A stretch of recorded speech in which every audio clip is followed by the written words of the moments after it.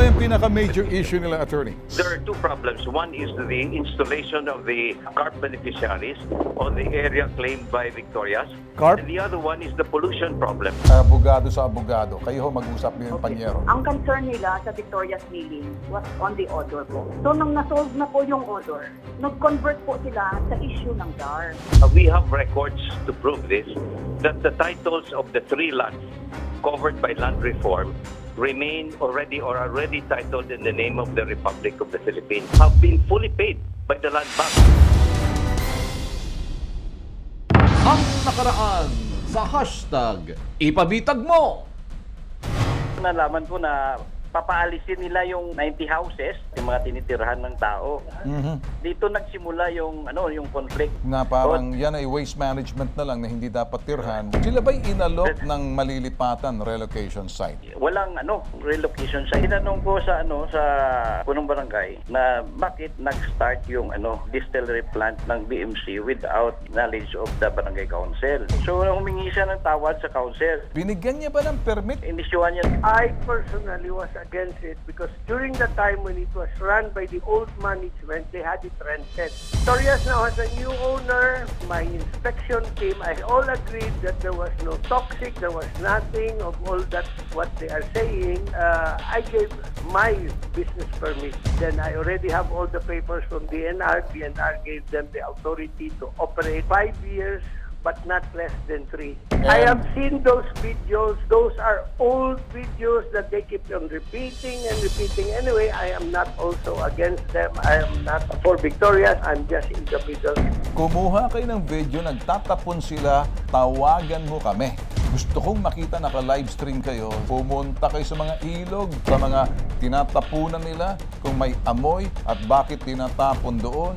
Magkalat kayo ng mga miyembro ninyo. Huwag yung puro sumbong na lang. Kasi kung sumbong lang yan, na wala naman tayong dokumento, walang effect yun sa akin. Ang sumbong, iimbestigahan at aksyonan sa hashtag Ipabitag Mo. Sa parte ito, parte na ho tayo makakausap natin ngayon. Ngayong hapon, si Attorney Eva Rodriguez, representative ng Victoria's Milling Company, upang linawin ang issue sa reklamo ng mga residente ng Manapla, Negros, Occidental, laban sa kanilang planta nitong mga lumapit ho sa atin. Magandang hapon po, Attorney Eva Rodriguez, ma'am. Good afternoon po, Sir Ben. Good. Thank you so much for this time. Alright. Ma'am, ano masasabi ninyo rito sa mga nagreklamo ho sa amin na daw, empleyado raw sila at maraming mga old videos na pinakita sa amin. Nakausap namin ng mayor, nag-imbestiga from the barangay. And apparently, parang gusto lang ho namin makita na ito'y klaro ho rito na nakukuha rin namin ang side ho ninyo. Go ahead, ma'am. You can tell us exactly what you wish to tell us. 2019, yung towards the end of the year, naka-receive kami ng mga reklamo sa mga community people saying na parang may odor sa community. Pinakinggan namin yung mga reklamo nila. Agad-agad nag-instruct yung management ng BMC. So ang ginawa po ng BMC, kumuha ng mga consultants from India, from Australia. We have already invested heavily for the newly built and state-of-the-art technology to improve the property, the pollution. Maintaining na kami ngayon, sir, ng mga improvements namin. All right, ma'am. Okay. The reason why I called you, ma'am, doon sa sinasabi ho nila, ma'am, na 2019, I think there are about 90-something families that will be relocated because parang hinuhukay ata roon para for waste management, ano?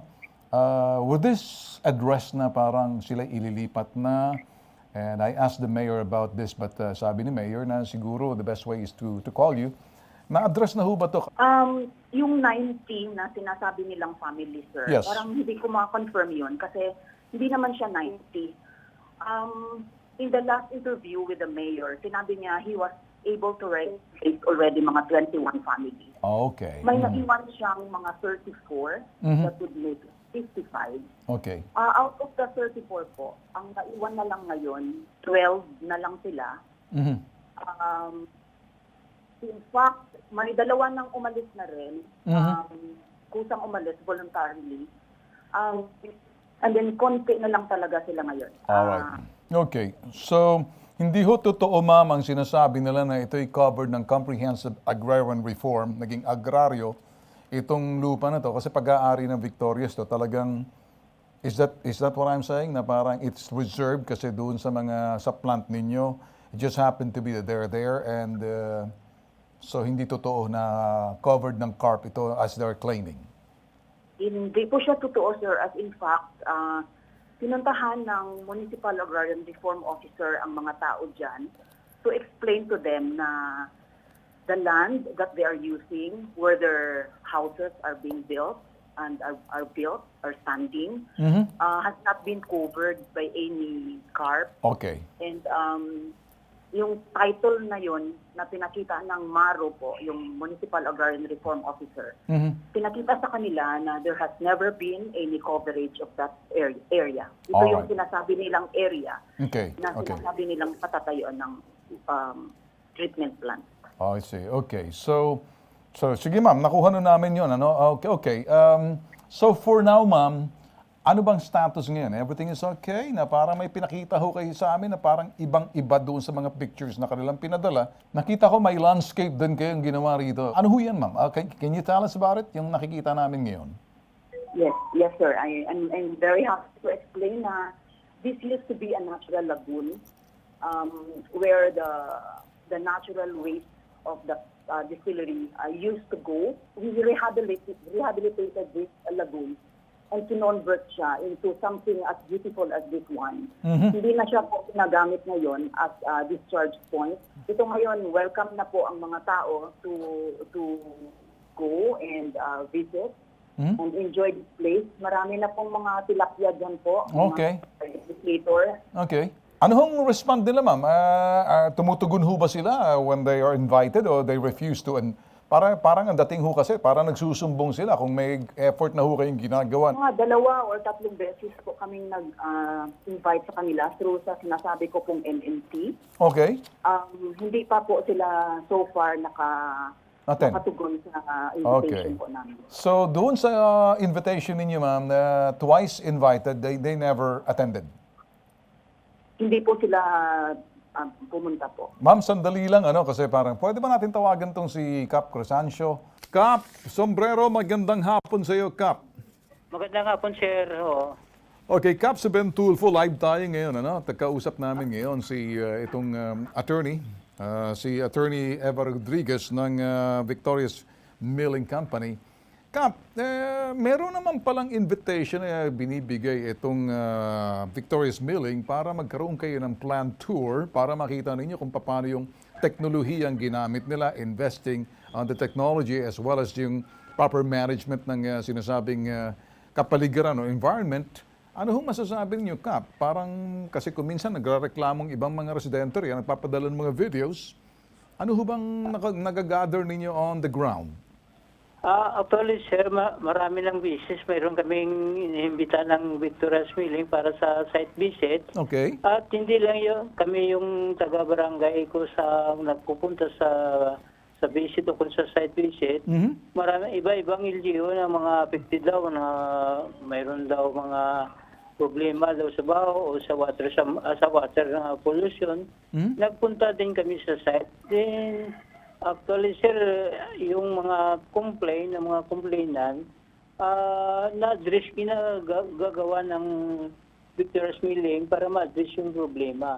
Kasi po, hindi naman talaga isang pisok lang, yung isang segundo o isang masulbar agad, dandaan, step by step, pero na-address na talaga ng Victoria's Milling yun. Alright, so sinasabi niyo, Cap, medyo step by step muna to kasi sa tagal ng panahon ganito, so hindi agad yan agarang masusolusyonan kasi may ginagawa silang hakbang at nakikita niyo naman. You can testify to that. Yes, parang ganun din, sir. Si Kagawad Rico Prino, ano naman to? Siya sinasabi niya, Environmental Protection Barangay Purisima, Napla. Kumusta naman? Sila kayo ba'y nakikipag-ugnayan sa kanila? Every time po, mayroon kaming session nila, takil namin yung problema. Pero hindi naman ganoon na lang yung power ng barangay level. Parang mayroon tayong concern offices ng gobyerno natin. At dahil nandoon na yung mga complaint, so far, sir, wala pa akong natanggap kahit anong sulat galing sa mga gobyerno, offices natin. Pero talaga, pinagtugunan namin yung mga complaint. Okay. Mayroon siyang pinagsasabi nga parang nagbibuild up ng pangalan kasi may mga political ambition sila. Okay. Na nila, diretso Okay, nila yun. okay. Kap, may nakikita ba kayo na may nagtatapon pa dyan sa lugar? Kasi, kumbaga, ilang residente na lang dyan sa barangay ninyo. Meron pa ba mga medyo tinatapon sa ilog, sa mga dinadaanan ng tubig dyan, na mga galing sa planta? Nakikita nyo? So far, sir, wala na akong nakikita. Ang sabi ko nga kanina na parang nakorek na yon. Alright, sige. Okay, anyway, nakita na natin. So, si Primo pala, yung kausap namin, na parang sinasabi niya, the last time, lumalabas sa'yo na parang may political ambition siya, kaya medyo hinihilot-hilot din siya ng mga taong sa ibaba. Yun ba ang gustong palabasin dito? Siguro maganda tawagan to si Prino ngayon, kung matatawagan natin kung maaari. Isa dito sa ano. Sige, Kap, babalikan ka namin, si Prino na lang siguro. Kasi ito yung kausap natin the last time. Sige, kung wala si Prino, siguro nakausap natin yung dating empleyado nagre-reklamo. Sapin natin si Randy. Tawagan ulit. Okay, sa linya. Sa linya ng telepono natin si Randy Bacaron. Randy Bacaron, magandang hapon sa iyo, sir. Randy? Okay, sir. Sa amon lagay ito, kaya di sa amon, sir. Kaya hindi ko mayo kabalo mag-Tagalog. Yata ko sa amon, abogado, sir. May abogado. Sige. Pakita mo, abogado. Sige. Hambal sang natabo sa amon, di? Sige na. Sige. Hello, good afternoon. Good afternoon, si Ben Tulfo dito sa hashtag ipabitag mo. Because I'm Attorney Brick Reyes, formerly spokesman for the family of Christine Dacera. Okay, yes, attorney. Attorney. Ano bang problema natin, attorney? Ngayon, nandito ako sa probinsya, sa hometown namin, at saka in Negros. I am part of an organization called Task Force Kasanag. And we are helping these ARBs as well as the residents of Barangay Purisima in Manapla to present their problems to the government officials who should be acting on these problems, but they have not. And Okay, attorney, can I ask you a question before we go any further? yes, Kailan mo lang hinawakan tong reklamo na to? When did you become yung pag-retainer ninyo? for more, I have been working with them for about 3 months already. 3 months. Okay. Are you familiar with the real issue, attorney? Yes, I'm totally familiar. Ano ba yung pinaka-major issue nila, attorney? There are two problems. One is the installation of the CARP beneficiaries on the area claimed by Victorias. CARP? And the other one is the pollution problem. Okay, all right, I got it. CARP and then the pollution problem. Okay. Yes. Let me now refer you to Attorney Eva Rodriguez on the question of CARP. Attorney Eva Rodriguez, go ahead, you can answer. Number one concern now is the issue on comprehensive agrarian reform. Dito sa mga nagko-complain, I mean, I guess you mentioned something about the CARP kanina. Can you address yung sinasabi ni Attorney Brick Reyes about the CARP, comprehensive agrarian reform, which is under DAR? Baka medyo malinawan yung attorney sa abogado sa abogado. Kayo ho mag-usap din yung panyero. Okay po. Okay, so I was just trying to lay down the history, no? Kung bakit pumasok yung DAR problem na ito. Because nung several months back, starting off from 2020, ang concern nila sa Victoria's Milling was on the odor po. So nung nasolve na po yung odor, nag-convert po sila sa issue ng DAR. They are claiming that the property where the distillery is standing right now and the surrounding communities are CARP properties. They are showing documents dated 2013 and 2014 po. Kami naman po, may documents na bago dating 2017, 2019, 2020, and 2021. And the latest 2021-ish document po is a new title reverting the name of the land to the name of Victoria's Milling Company po. Okay. Attorney Brick Reyes, sinagot lang ni Attorney Eva Rodriguez about the CARP issue, which you said number one. What do you say to that? First of all, I would just like to point out that the statements of Attorney Rodriguez are misleading. Why? First of all, we have records to prove this, that the titles of the 3 lots covered by land reform remain already or are already titled in the name of the Republic of the Philippines. In addition, these 3 lots, totaling about 105 hectares, have been fully paid by the Land Bank. In other words, ang title sa Republic, ang valuation na bayaran na ng Land Bank, deposited na in the name of Victorias, more than 30 million pesos. And yet, the DAR has been unable to install these beneficiaries because of opposition from Victorias.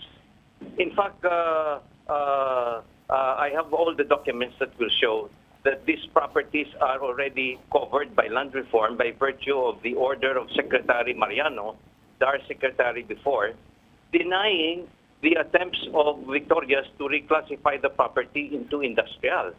Now, after this order of Secretary Mariano was already final, they come up with a motion for reconsideration and they work through a committee in the DAR's Secretary Office of Secretary Castriciones, and they come up with an order reclassifying the property. After it has already been transferred to the Republic, and after the Land Bank has already paid the valuation of these properties. Okay. So our issue now is, how could you possibly consider this decision of a committee in the Office of Secretary Castriciones to reverse the decision of Secretary Mariano, imposing and mandating the application of land reform on these 3 lots? Okay. So Attorney? that's why I'm saying it's a misrepresentation. Okay, Attorney, I think that you really have to go to the proper forum for this. And there's no use discussing this over the media because Yes, of course. may point ho kayo, may point din ho si Eva Rodriguez. But lately, magpapakita ata siya ng 2017, sinasabi niya, na reverse. Now, if you feel that it's something that's atrocious, then maybe the proper forum will be... Well, let's clarify. It was reversed by a committee in the Office of Secretary Castriciones. Well, Order is not even signed by Secretary Castriciones. How could the committee reverse the decision of Secretary Mariano? Attorney Eva Rodriguez, can you respond to that? Yes, sir. Thank you so much. Hindi lang po 2017 yung hawak namin po na exemption order. Meron din po kaming 2019. Tapos itong 2019 po, meron ng finality of the order. And then because of the finality of the order po, meron na po kaming bagong title, which is a 2021 document in the name of Victoria's Milling Company. Maybe we have to, while the case is being heard, or nandyan na sa korte na yan, I think we should, refrain from making a comment on this particular issue. Kasi baka medyo magkaroon tayo ng technicality rito. Magiging kasama ako rito tuloy. Our job is only to get both sides, and we get the both sides of the story.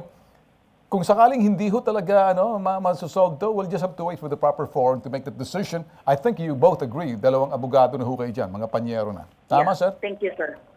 Thank you, sir. Thank you. Okay, spending. Okay. Attorney Brick Reyes, thank you so much. Attorney Eva Rodriguez, thank you so much. Well, okay. Mga boss, nakita nyo na, simple lang ho. Kasi ito'y paglabanan ng mga abogado, lalabas na po kami. Tapos may kaso na ho yan.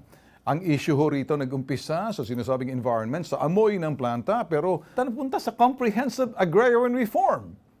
Yung DAR naman, sinasabi, teka muna, may kanya-kanya silang punto de vista. At hindi ho pwede mag-away yung Department of Agriculture, Department of Agrarian Reform. Pagdating sa bagay niyan, teka muna, magkaibang departamento na yan. Sino nga bang tama dyan? Mas magandang dalhin sa hukuman dahil higit sa sumbungan, imbestigahan. Pagsusuri. Pag medyo naging technical, referee na po tayo sa dalawang abogadong magkatunggali. Anumang reklamo, aaksyon ang nag-iisang pambansang sumbungan, #ipabitag mo.